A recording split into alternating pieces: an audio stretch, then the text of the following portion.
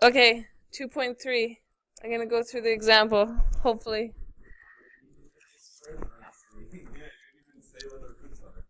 There we go. So, this is if I'm going to solve it algebraically. If we're solving it algebraically, we have to make sure we solve it, find out what our roots and our x-intercepts are, and then check and see if they're extraneous. So you got to check your work afterwards. Okay, so if I have x plus 5 minus 3 equals 0. I'm going to solve, I'm going to find my root, and then I'm going to check to make sure my answer works. Okay, so the key to these is you always want to just get your root by yourself. So I'm going to add 3 to both sides. So then all I'm left with is x plus 5 is equal to 3. When we have our root by ourselves, then we're going to square our answer. So we'll square one side, and we'll square the other. Oops, that's supposed to be a squared. Whatever. Okay. This crosses off, and you're left with x plus 5. And 3 squared is 9. So then you subtract 5 to get x by itself. And you end up with x is equal to 4. Okay, so when we check that, that is our root, that is our x-intercept, and when we check it, so that means put it back into our normal equation, 4 plus 5 under the root is 9. The root of 9 is 3. 3 minus 3 is 0. So it works out. Okay, so this is our answer.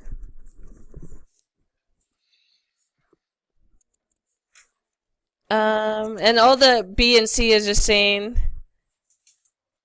what's the roots and what's the x-intercept. The roots and the x-intercept are the same thing. If x equals 4, that's our roots, that's our x-intercept. So example 2 says solve this equation graphically and algebraically. So if we had x plus 5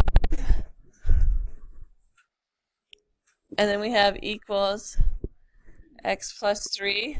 We have just the root on this side, and we have x plus 3 on the other side. So what we're going to do is square to get rid of our root. Oh boy. 2's are the problem here. There we go. Okay, so when I square, that gets rid of that root, so I'm left with x plus 5. And on this side, that means I'm foiling. It means I have x plus 3 twice, right? Oh.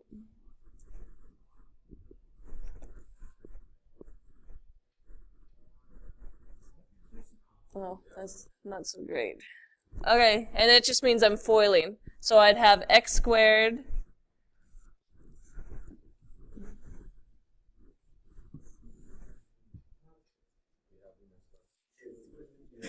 x squared plus 6x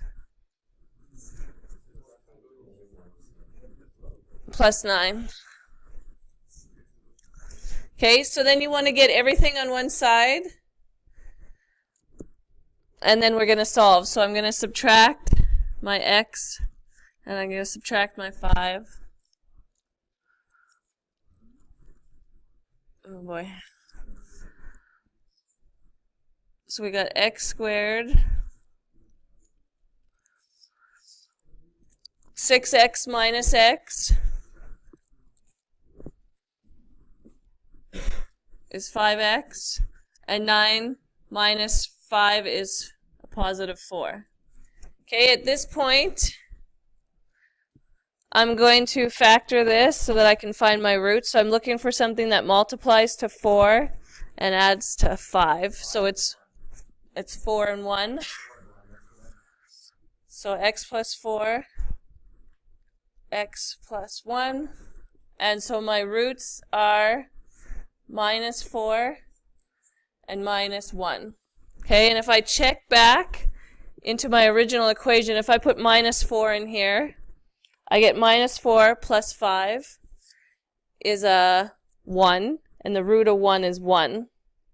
And then I check in here. Minus 4 plus 3 is a minus 1. So I end up with 1 is equal to minus 1, which isn't true.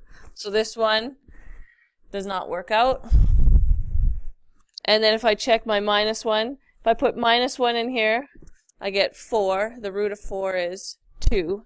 If I put minus 1 here, minus 1 plus 3 is 2. So 2 equals 2. So that one works. So this is our answer. This one is extraneous. Okay, if I was to do this graphically, because it says solve it algebraically and graphically. Just add a page. If I was going to solve it graphically and algebraically, I have this as one equation, and this was the other side is one equation. Okay, so this is just a straight line. Remember, if it's x, it's just 1 over 1. So that's our rise and our run. So this is our slope, and this is going to be our y-intercept.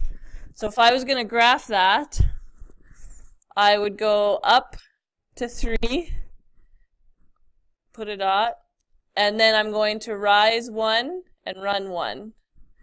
And this would be my line. Okay, of course you're going to use a ruler and it's going to look a little bit better, but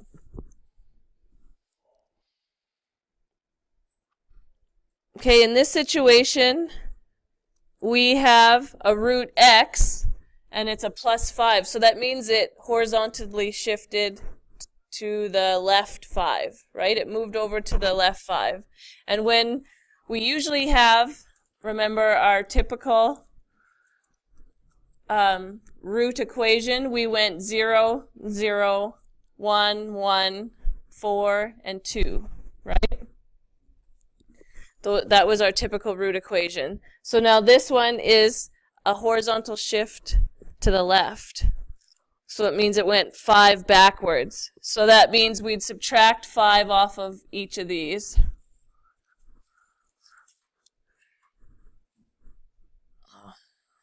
Okay, so this is going to be a minus 5 and 0. This is going to be a minus 4 and 1.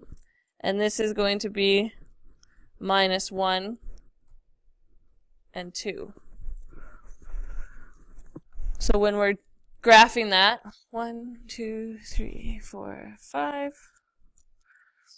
And then we're at minus 4 and 1.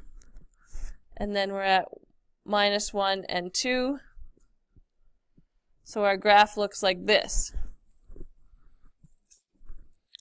Okay, and my picture is way off because where they cross is your answer. So they should be crossing at, what did we say, minus 1? Because that was the first answer on the first board. So my picture's off because I didn't use a ruler or anything. They should be crossing at minus 1. Oh, oh boy. Minus 1. So that would be our answer. That's how you solve it graphically. You can enter them on the graphing calculator as well. You just enter root x plus 5 on one line and x plus 3 on the other line. And then where they cross or intersect, that'll be your answer.